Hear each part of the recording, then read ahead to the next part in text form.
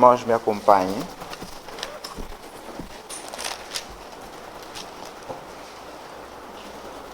Tu crês que há um só Deus? Fazes bem. Também os demônios o creem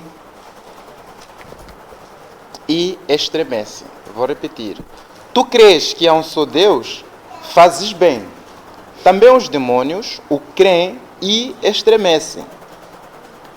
Mas, ó homem vão, queres tu saber que a fé sem obras é morta?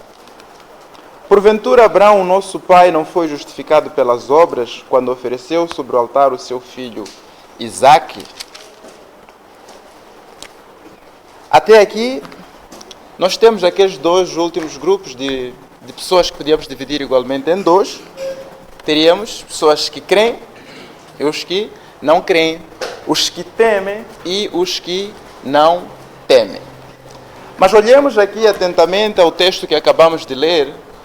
Que grupo de pessoas a Bíblia apontou como também pessoas que creem? Pessoas ou entidades? Quais entidades a Bíblia apontou como entidades que creem e que também temem? A Bíblia claramente aqui diz: os também creem e temem diante desse Deus.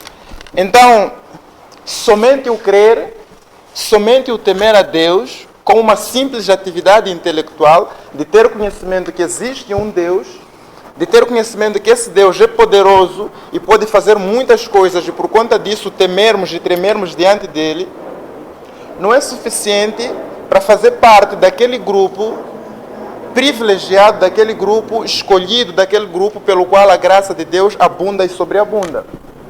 Os demônios não fazem parte daquele grupo que vai herdar os seus. Há um lugar específico que já foi criado de antemão, antes da fundação do mundo, para os satanás, os demônios e todos os seus correligionários irem para lá.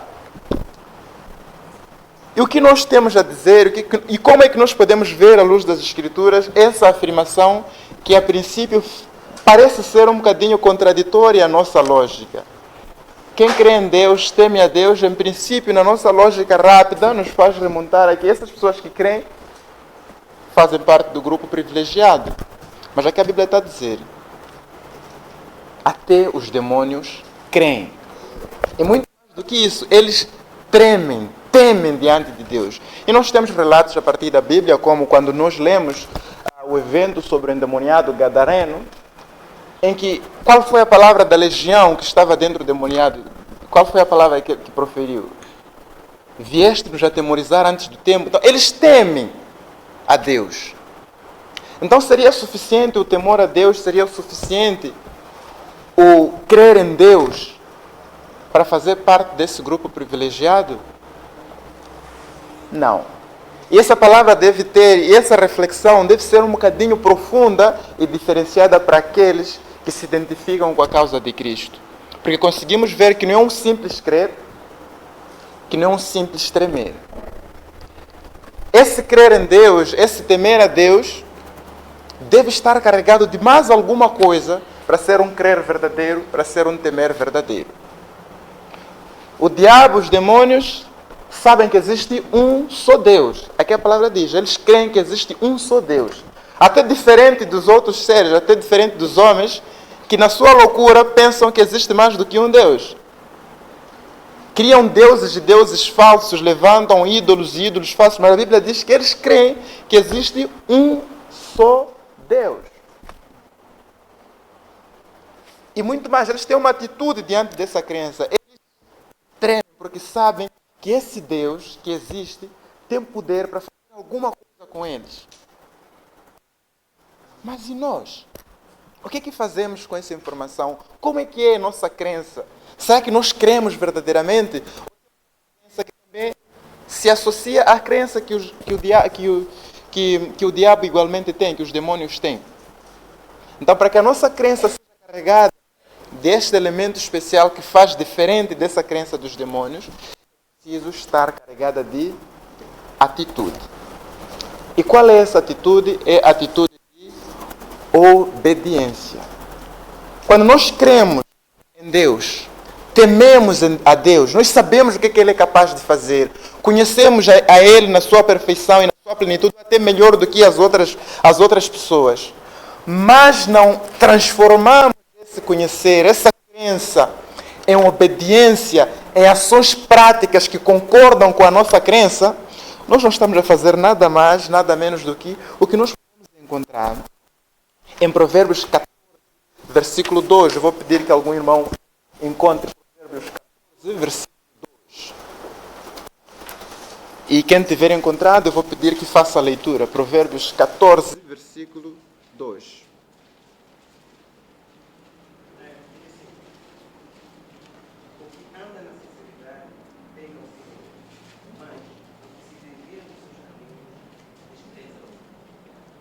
O que anda na sinceridade teme ao Senhor, mas o que desvia dos seus caminhos o despreza.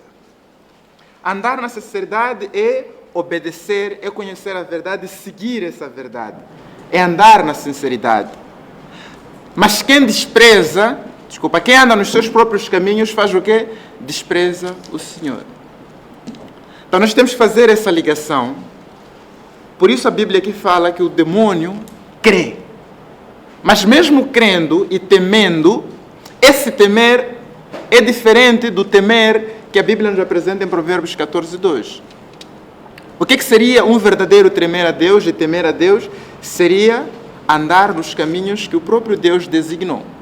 E quando fazemos o contrário, conhecendo quem é Deus, conhecendo o seu poder, conhecendo a sua palavra, como é a realidade dos que se dizem cristãos, conhecem a palavra de Deus, ouvem, alguns domingo após domingo, outros até todos os dias, de segunda a segunda ou de domingo a domingo, mas assim que fecham a Bíblia, ou assim que a palestra termina, tudo que ouviu, tudo que leu, tudo que aprendeu, é guardado em algum recipiente e a sua vida é feita de caminhos diferentes daquilo que ele ouviu, daquilo que ele leu, daquilo que ele aprendeu. E a Bíblia diz que isto é o quê? Isto não é nada mais, nada menos do que desprezar ao Senhor. Por isso, o simples crer, o simples temer, não coloca aqueles que creem numa posição privilegiada, porque até os demônios isso o fazem. Então é preciso concordar essa crença com atitudes, com obras verdadeiras que mostram esse temor, que mostram esse crer verdadeiro. Para os membros em comunhão dessa igreja, devem igualmente fazer essa reflexão profunda. Do que é que nós temos feito com o conhecimento que nós temos da palavra de Deus? O que é que nós fazemos com a crença que nós dizemos e professamos ter? Não é e não deve ser um crer apenas intelectual. Não deve ser um temer apenas intelectual. Mas deve ser uma crença que é traduzida em ações. Deve ser uma crença que é traduzida em atitude de obediência. O que a Bíblia exige dos crentes é a obediência à palavra de Deus. Muito mais do que qualquer conhecimento que nós vamos ter por mero conhecimento, muito mais do que qualquer formação que nós vamos buscar ter, muito mais do que cumprir ritos, devemos obedecer à palavra de Deus. É isso que carimba a nossa crença, é isso que carimba o nosso temor, é isso que carimba o nosso tremer diante da palavra de Deus. Como nós vimos, igualmente os demônios creem. Mas o que é que os demônios fazem mesmo crendo? Eles creem em Deus, sabem que Deus pode fazer algo sobre a sua existência, mas mesmo assim desprezam-no, porque seguem os seus próprios deleites, seguem os seus próprios caminhos. Então, se nós conhecemos a Bíblia e não a praticamos, não obedecemos, nós estamos a ser iguais, nós estamos juntos desse grupo das pessoas, junto dos demônios que creem. Então, o crer, que a Bíblia muitas das vezes mostra como o caminho pelo qual, o caminho pelo qual as pessoas são salvas, que é o crer em Jesus Cristo, Mas aqui a mesma Bíblia nos mostra que esse crer parece não ser suficiente. Quando nós temos uma interpretação não profunda, parece que a Bíblia está a se contradizer. Mas isto é aquilo que os teólogos chamam de antinomia, quando duas verdades parecem ser contrárias, mas na verdade, quando olhadas à luz da Escritura, à luz dos conhecimentos bíblicos, são complementares uma da outra e não há contradição absolutamente nenhuma. Podemos folhear em Hebreus 11, onde nós vemos exemplo de algumas pessoas que são consideradas heróis da fé. Eu vou ler sobre alguns deles e buscar elucidar. Ora, a fé é o firme fundamento das coisas que se esperam e a prova das coisas que não se vê. Porque por ela os antigos alcançaram testemunho.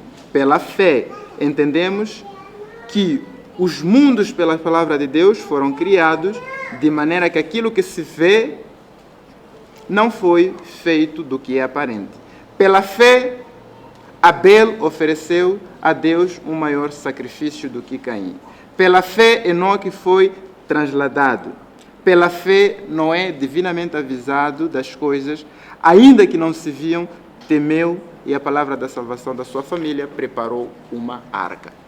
Nós vemos essa fé desses elementos, quando nós lemos assim, desses homens que são ditos aqui como heróis da fé, como se fosse uma fé intelectual, se nós não olharmos de forma profunda.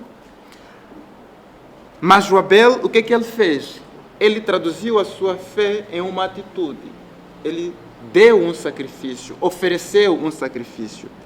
Pela fé, nós vemos Enoque, a Bíblia fala de Enoque como um homem que andava com Deus. Ele transformou o que ele sabia, o que ele ouvia sobre Deus, em atitudes, em uma forma de vida cotidiana. E por conta disso, ele é aqui mensurado igualmente como um herói da fé. Pela fé, nós vemos aqui Noé a ser elucidado igualmente. E o que é que Noé fez? Noé foi avisado de algo que viria a acontecer. Ele simplesmente não creu e ficou e cruzou os braços. Ele creu e colocou em ação, em prática, a sua fé, construindo a arca e colocando a sua família, os demais, a salvos naquela arca. Temos muitos outros homens que aqui são levantados, como o que nós lemos igualmente na carta de Tiago, o próprio Abraão, que foi reconhecido como amigo de Deus. Por quê? Ele creu em Deus. Como é que ele creu em Deus? Ele transformou essa crença em uma atitude prática. Foi convidado a sair de sua parentela e ele creu. E qual foi a sua atitude? Ele o fez. Saiu da sua parentela. Foi avisado, foi pedido para que imolasse o seu filho. Ele creu e transformou isso em algo prático. Levou o seu filho ao local em que tinham dito para imolar o filho e o ia imolar. Então, esses todos atores, todos esses heróis da fé, não somente tiveram uma fé intelectual, eles creram, tiveram uma fé e transformaram essa crença em uma obediência. E é isso que somos exigidos igualmente, todos os que se dizem cristãos, todos os que se assemelham a Cristo. Não somente ler as palavras que estão contidas nesse livro, não somente dia após dia ouvir palestras, por mais bem ministradas que sejam. Se nós não transformamos, não traduzimos essas coisas que nós ouvimos e que nós aprendemos em atitudes de obediência que mostrem verdadeiramente que nós estamos a escolher obedecer a Deus, nós estamos a desprezar. Estamos a desprezar, estamos a dizer que tudo bem que está escrito aqui, mas isto não serve.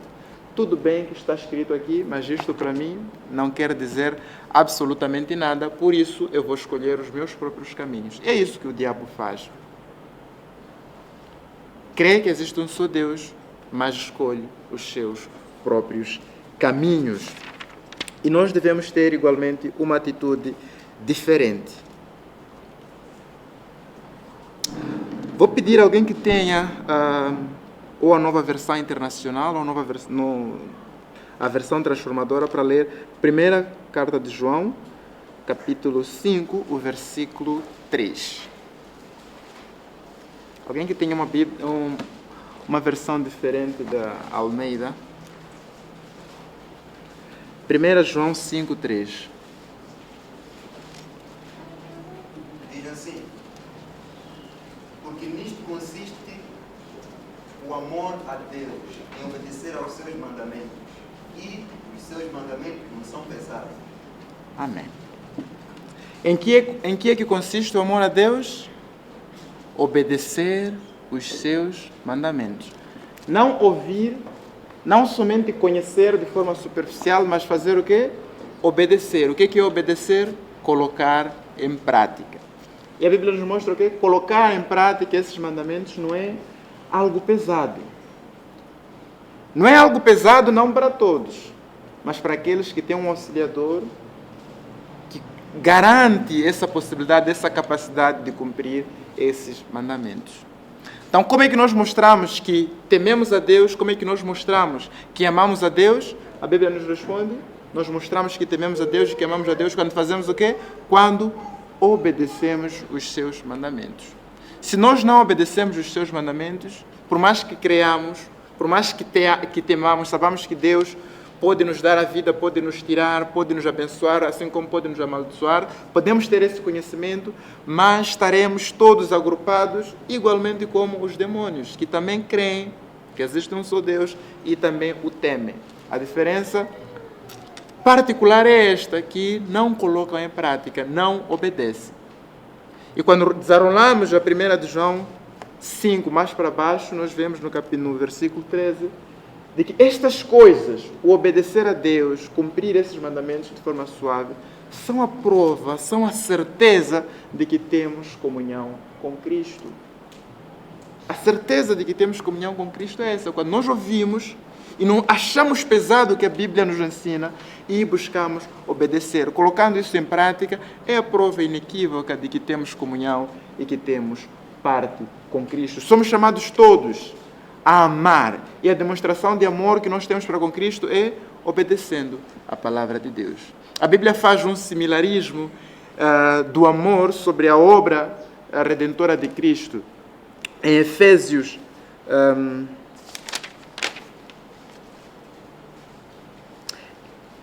em Efésios 5, 25, na segunda parte, quem tiver achado, pessoal, algum irmão para encontrar, Efésios 5, 25. A segunda parte diz que Cristo amou a igreja, de tal forma que entregou a si mesmo. É a atitude do nosso próprio seguidor, da pessoa a quem nós seguimos, do nosso Salvador, o amar. O amar é obedecer. Nós vemos em muitos relatos Cristo a dizer que Ele veio à Terra para fazer o quê? Para cumprir a vontade de Deus. Cumprir a vontade de alguém é obedecer à vontade desse mesmo ser. E igualmente nós que somos imitadores de Cristo, que somos seguidores de Cristo, devemos igualmente ter essa mesma atitude de amar, de seguir e de obedecer a esse mesmo Cristo. E o que esse Cristo fez por amor da sua igreja, em obediência ao seu Pai? Ele se entregou à morte. E que morte? Uma morte cruenta, uma morte que só era reservada para as pessoas mais hostis da face da terra. E isso deve igualmente não ser pesado para aqueles que decidem entregar a sua vida e decidem seguir a Cristo. Temos um exemplo a seguir. Alguém que renunciou aos seus próprios desejos. Alguém que renunciou a si mesmo para obedecer. E essa é a atitude de todos aqueles que se dizem cristãos, que devem tomar. Seguir o seu Senhor Jesus Cristo, como? Pelo seu exemplo da cruz. Amou a igreja como? Obedecendo uma vontade, se entregando à morte. E nós, como cristãos, por mais difíceis que essas palavras aparentemente possam ser, por mais custosas que essas palavras aparentemente devem ser, a prova de que nós temos comunhão com Cristo, a prova de que nós amamos a Cristo, é quando nós buscamos obedecer o que está escrito na palavra de Deus. Há mais de 2000 anos atrás, aconteceu esse evento, uma prova inequívoca de amor. Deus se fez homem, se humilhando, nasceu de uma mulher, foi educado, foi ensinado por um ser errante, aceitou se entregar a malfeitores e entregou a sua vida como um sacrifício para demonstrar, primeiro, obediência e para mostrar amor àqueles por quem ele estava a se entregar. Temos em nós essa missão como crentes, como membros dessa igreja, de não termos uma fé puramente intelectual, de não termos um temor puramente intelectual, mas para que assim como os primeiros cristãos foram assim designados cristãos, porque as suas ações, as suas atitudes mostravam a fé que eles tinham, as pessoas viam neles e diziam, esses são diferentes. Que nós igualmente que carregamos esse nome de cristão, esse nome de Cristo, quando nós somos perguntados, alguns se calhar não tenham coragem, mas quem é cristão verdadeiramente não se envergonha da cruz de Cristo. Ele se identifica antes e acima de tudo como cristão. No seu local de trabalho, ele se identifica como cristão. Na sua escola, no seu bairro, as pessoas identificam-no como cristão. Quando carregamos as nossas Bíblias e caminhamos em direção à igreja, estamos a nos identificar como cristão. E o que é que as pessoas esperam através dessa identificação? Que a nossa vida igualmente se traduza ou seja concordante com aquilo que a própria palavra diz. Até os muçulmanos, até as pessoas que não praticam e que não se identificam como cristão, boa parte deles creem que existe um Deus. Boa parte deles temem a esse Deus, sabem que não se pode fazer brincadeiras com o nome de Deus. Mas onde é que está a diferença? Essas pessoas são igualmente salvas porque sabem que existe um só Deus? Essas pessoas são igualmente salvas porque temem, sabem que Deus é poderoso somente? Não, é preciso mais um passo, é preciso mais uma atitude. Essa atitude é obedecer e viver em concordância. De outra forma, conhecendo e não praticando, sabendo e não agindo em concordância, nós estamos a desprezar a palavra de Deus. Então, esse é o desafio, essa reflexão que eu quero deixar para os irmãos nessa manhã, para que possamos carregar conosco, não somente ao longo dessa semana, não somente ao longo desse mês, mas no nosso dia a dia. Temos uma missão nobre de não manchar o nome de Cristo. Temos uma missão nobre de viver em concordância com aquilo que nós cremos, em concordância com aquilo que nós pregamos, em concordância com aquilo que nós ensinamos. Amém? Como eu disse, na nossa igreja é tradição, nos primeiros domingos de cada mês, termos esse momento de reflexão, de centralizar os nossos pensamentos para com a palavra de Deus. Esse momento é reservado aos membros em comunhão na nossa igreja, mas quem confessa a sua fé em Jesus Cristo, seja membro de uma ou outra congregação, esse momento não está vedado, desde que previamente ele se encontre com a nossa liderança, na pessoa do irmão Gustavo, irmão Arnaldo, irmão Charles, e possam ter uma conversa, igualmente demonstrar a sua fé em Jesus Cristo, para que possa igualmente, em comunhão com os outros membros da nossa igreja, fazer parte desse momento solene. Vou pedir aos membros em comunhão